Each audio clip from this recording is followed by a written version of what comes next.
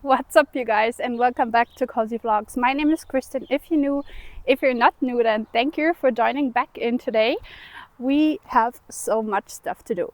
First of all, today we are gonna start a bunch of things from bare roots. We are gonna start some grasses from bare roots and these red currant bushes from bare roots. So I will do like a bare root plant starting 101.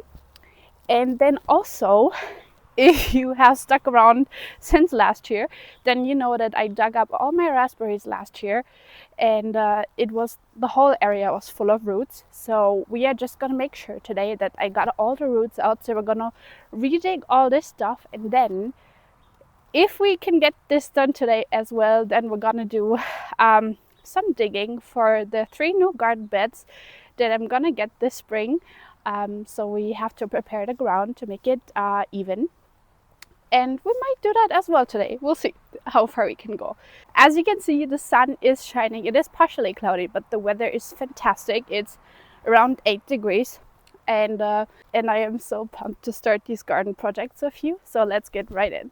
So step number 1 when you're trying to cultivate plants from bare roots is you have to soak the roots in water. It is actually written on these red currant packages that you should soak them in water. It isn't written for how long. Some people like to do it for 24 hours. I usually just go for like 1 to 2 hours, honestly, because I will just keep the soil moist afterwards. And I'll take you along with me, but let's get these babies into my water bowl over there. These are the red currant bushes. As you can see, they are like sprouting already or starting to form leaves already. Here are the roots. They're packaged in this plastic, and I think there's like sawdust or something around them, but they are pretty bare.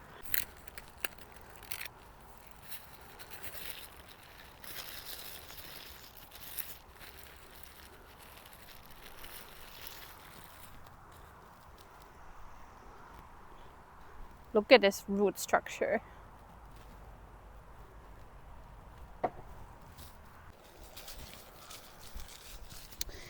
I'm actually gonna fill this water in a smaller bowl because this is quite big and the water level is not high enough.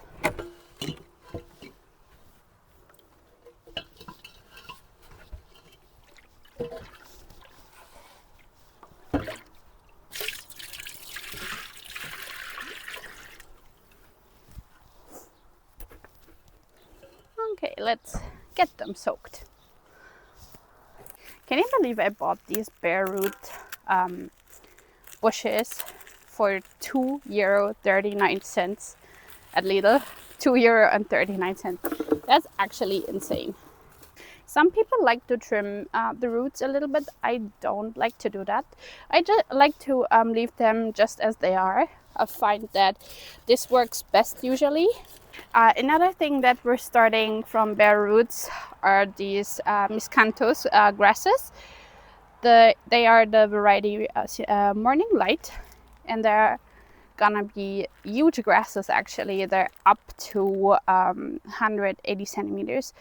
I do want to cultivate these in containers, just like my red currants, before I set them in the ground, because we still get frosts at night. They are winter hardy, but while they are establishing themselves, it's better to have them in containers and in a more like sheltered, protected area that doesn't get like -4 or something. I just want to give them the best start they can have. But also these we are gonna soak in water. Wow, also these have sprouted already, as you can see. So these need to go in the ground desperately as well.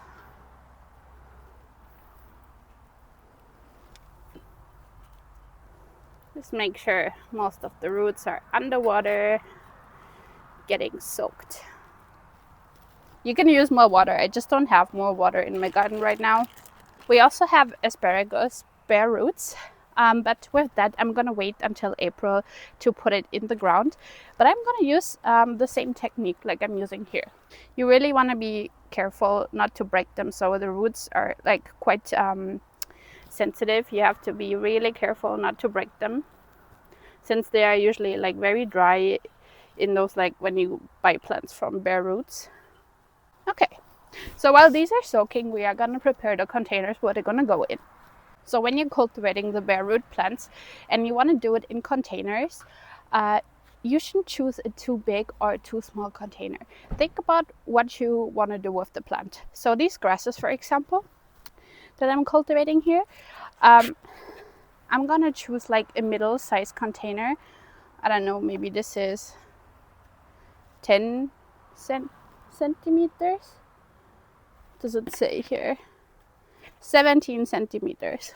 Okay, almost. So this is a 17 centimeters diameter pot, and I saved these like from last year when I bought plants. I always do this. I always reuse my pots, and this is gonna be just enough for the grasses to like get started and like get growing and get established, because I will set these in the ground where they're gonna have like a permanent home in May after our last frost date, and until then they have a lot of room in here to grow and establish themselves. But for the red currant bushes, they have quite long roots, so you want to use also a longer style container. This is a 5-liter container, and it's 18 by 21.5 centimeters. So you want to give them enough room to actually grow the roots downwards, like bushes like to do that. So that's why I'm using this elongated type container. And also I am gonna keep this probably in containers. I haven't decided yet, but at least until I find them a permanent home in my garden, I am gonna keep these in containers. So yeah, we'll see how it will go, but for the start they're probably gonna be really happy in these. And these containers were actually from climbing roses that we bought last year, and they are quite sturdy containers. So I always recommend never throw like containers away when you are buying like starts or plants, because usually those containers are like pretty well made and you can always find like use for them in your garden. As for filling the containers, I first like to start with some drainage. So I will give some medium to small size rocks. I'm gonna get some more in a second. And I will put them in the containers, probably like a handful to 2 handfuls, just to make sure that there is like a drainage layer at the bottom. You could technically also use these clay pearls or something like that. That is also a great option. I just don't have them anymore at home, so we gotta get some more this spring, but this will do as well. So as for the soil, I am using a mixture of compost and regular potting soil. You can use whatever you want. I just like a mixture of both. And I have filled up to here in this pot. And in this pot, like up to here, it's like below the middle definitely. So maybe 1/3, a little bit more than that. And what I'm gonna do now is take, at least for the red currants, I'm gonna take the bush and I'm gonna measure how deep the roots like go, because I don't want to like squish them. So ideally it's gonna like sit around here. You can see in here. And now I'm just gonna backfill this with more compost and potting mix, like the mixture.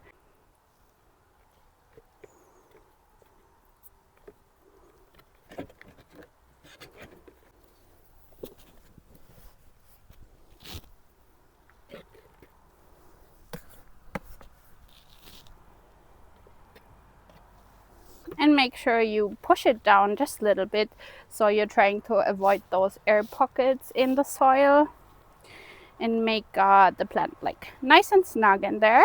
Also, as you can see, here is just checking if you can actually see it in the camera. Here is a root, and I definitely have to backfill with more soil over here, so you don't want any roots exposed. Also, you shouldn't fill it up too high. The stems, they don't like to be in moist soil. So where it is like thickening is, this is kind of where you stop. So a little bit above the last roots.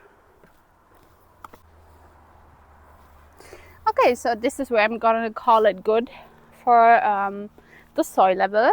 I stopped here with the soil level just above the last roots, above this thickening, and I don't like pull it up too high. So this should be pretty happy, and I'm gonna put this into a sheltered spot for now, and of course I'm gonna give it a good water. So when you're buying plants from Bare Roots, usually they are cheaper when you buy them, and the reason is because you are actually investing time. Those plants need some time to establish themselves, and until they will like give you fruit, but also you are more in control, I want to say, of how the plant has like growing conditions, growing up, establishing itself. I always like to buy bare root plants. Actually, I also buy these pot plants. It doesn't really matter, to be honest, because as you can see, cultivating things from bare roots is super easy. It's just like repotting something essentially, and you are just investing time, and that is where you save on money. So I am finished with my red currants. I'm gonna give these water, and then I will put them in a tray so they are bottom watered, and they will like keep on, and the soil will be like moist all the time. You should keep it moist but not too wet, otherwise you are running into danger of like root rot or something, and you definitely do not want root rot. And this is why you should be just bottom watering them, maybe when you can feel the soil is like drying up a little bit. I usually do it right now, since it's still not so warm outside. I'm bottom watering them while they're establishing themselves, maybe once a week or twice a week. But once it gets hotter, of course you have to top it up with water more. So the grasses are a little bit trickier because you can see they have roots entangled everywhere, and they're like really sticking out up to the top. So you really have to make sure that you're getting all those roots in the soil, like underground. And this one has an extremely long root shoot out, so I am just gonna go ahead and like snip this off probably, because this is just gonna suffer in the pot. And now we're gonna do the same procedure as with the red currants. So I'm just gonna find them a nice spot. I could have even used bigger containers for these. I don't even know if I have bigger containers, but I think they're gonna be still all right in these.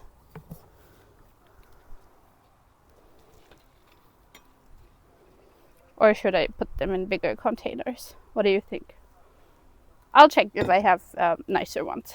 Okay, so luckily I still had these elongated containers that are from last year when I bought grapes. So I'm just gonna take these and put the grasses in here, because then they have more room to like grow downwards. And with these grasses, I'm a little bit more gentle when I'm pushing the soil down than I was with the red currants, just because they're a little bit more fragile. Okay, so now that all the roots are covered, I'm just making sure that the cut stems basically of the grasses that maybe were cultivated are popping out, so they are not completely covered with soil. And that's it. Just gonna water it the same way like I do with the red currants. And now we're gonna do the second grass. And in these smaller containers, I'm actually taking out like bigger rocks like that, so I only have medium to small size rocks in here. So here's the second grass. I think they were in the water now for like half an hour to maybe an hour or something. It will be enough because I am gonna give these good water and keep them bottom watered.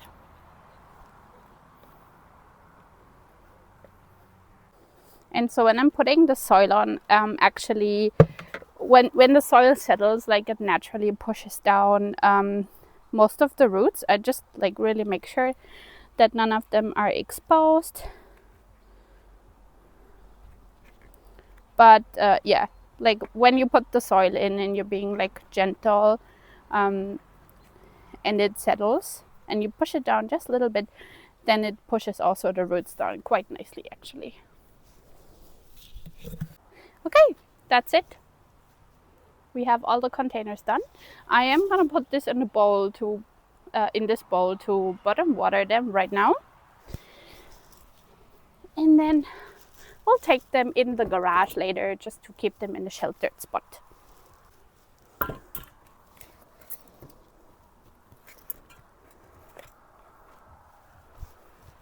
Okay, so this is where we dug out the raspberries last year.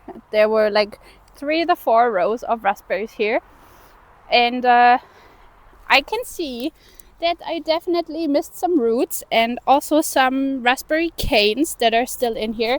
So we definitely have to clean this area of that today. And then we're gonna put some landscape fabric on top and later on cover it with mulch. But I just really wanna get this area done before spring actually starts. But I'll put you on a time lapse while I'm digging this up.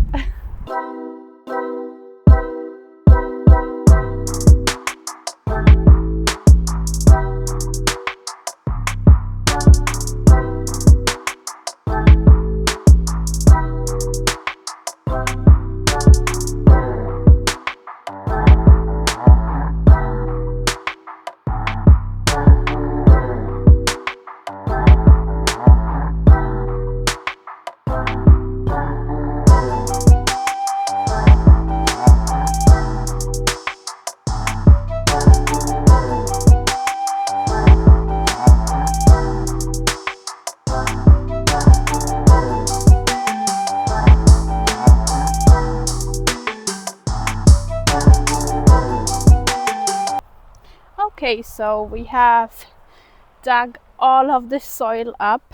It looks a little bit wild here right now, but we're gonna cover it in landscape fabric in just a second. I took some cardboard, brown paper, all old like compostable brown paper bags to put under the landscape fabric that's already existing here, because I am a bit afraid because of the seed profile and everything that was in here. Last year I saw that there were a lot of weeds here. I just want that extra protection layer, especially around areas where there is like landscape fabric edges, basically, like so they're meeting. I will definitely put mulch on top. I don't have mulch at the moment, but I'm gonna get some pretty soon. And yeah, here's the old landscape fabric that we put last year. Put some brown paper bags here, especially around my hydrangea. And now we're gonna put the weed control fabric on top.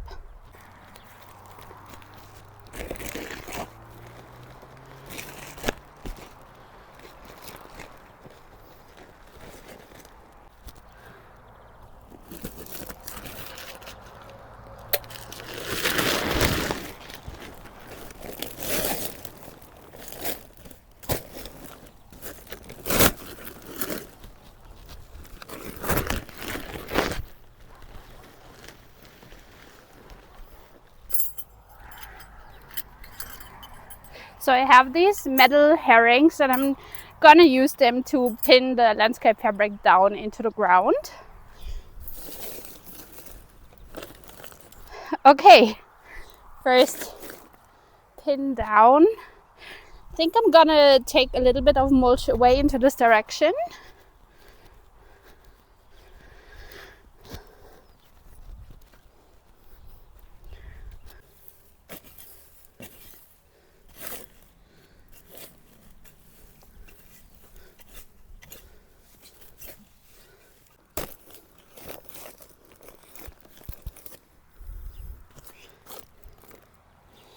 Okay, this is definitely easier if you do it together with someone else. But Krista is busy right now, so I don't want to bother him. And you can use stones to like pin it down while you're getting the clamps, especially when the wind is working against you. So I folded this edge like around, so just like this. It's not gonna be enough until the very end, so I will have to get some more landscape fabric.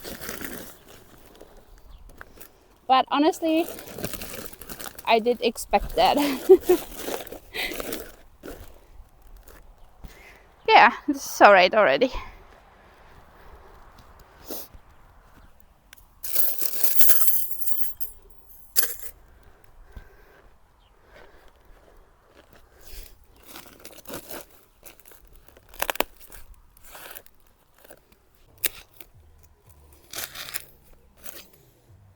I like to make the edges extra secure, especially for when like there are windstorms and stuff. And then also in the middle, so I'm gonna do always 1, 2, 3, 4 probably, because we do live in a very windy area and I just want to make sure it's not gonna fly away, especially while there's no mulch on top. We are running that risk.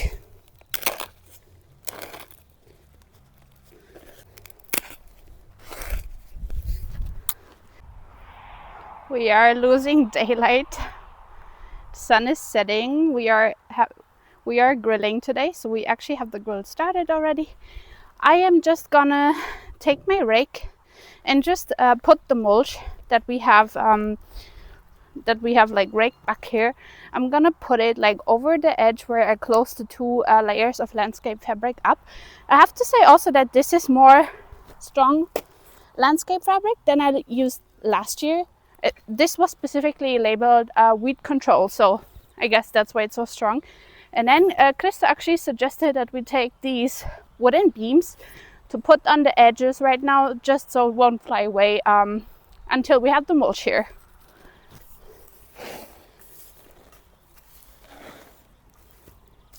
Definitely have to top all of this up with mulch this coming spring, like anyway. I'm gonna have to order a lot of that.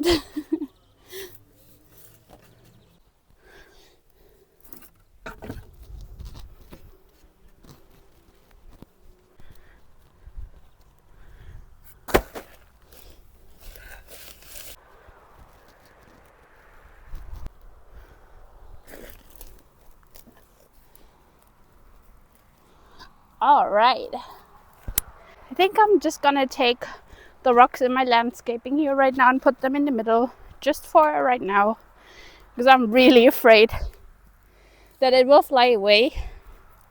We do live in an extremely windy area, and I don't want to take any chances. All right, that's it. Okay, so I'm gonna call it for today, and we do want to barbecue our food right now, and it actually is getting quite chilly since the sun is setting. I think today was a day well spent, definitely. I will take my bare root, they're not bare root anymore, my plants that we cultivated together or potted. I will take them in the garage and give them a good water, and then probably I'll see you tomorrow, but I can't promise anything. If not, then thank you so much for watching in advance. I truly appreciate every single one of you. We are almost at 1K subscribers here on Cozy Vlogs, and I'm so grateful for every single one of you. Never forget, you are worthy, you are loved, and I really hope that you enjoy this Cozy Garden vlog with me as we're starting into spring. And if we don't see tomorrow anymore, then we'll definitely see each other in the next vlog, hopefully. So I already wish you in advance an amazing day, and I hope to see you back next time.